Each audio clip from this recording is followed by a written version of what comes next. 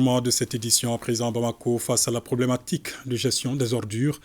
L'insalubrité impacte de plus en plus le beau visage de la capitale malienne. La situation inquiète et interpelle. Constat de la rédaction avec Aridou Matina qui est allé à la rencontre des citoyens et des responsables en charge de la question.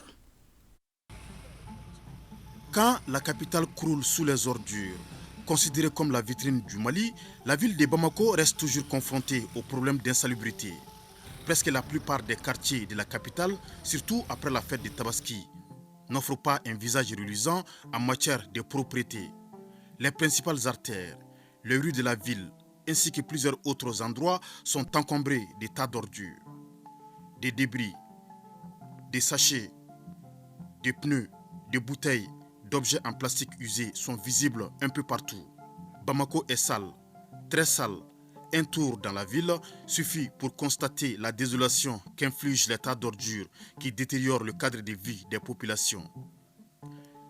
Certaines voies principales de la capitale sont devenues des dépotoirs.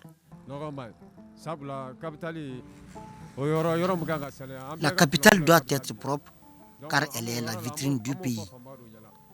La propriété renforce la santé. Quant à l'insalubrité, elle est source de beaucoup de pathologies.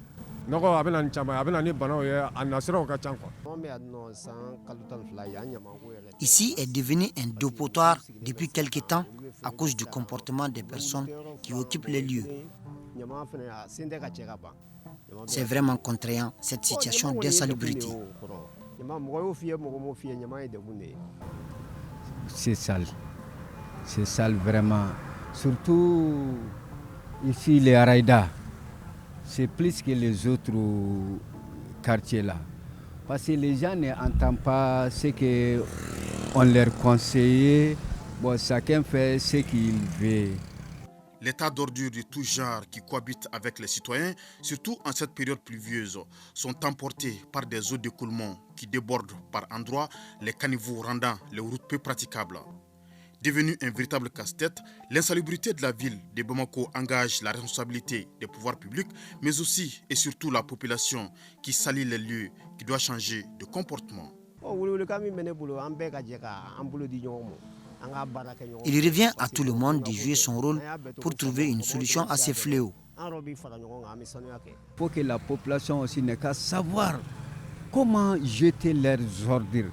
Il faut que chacun n'a qu'à faire vraiment son devoir pour que la ville puisse être propre et le gouvernement aussi faire son travail.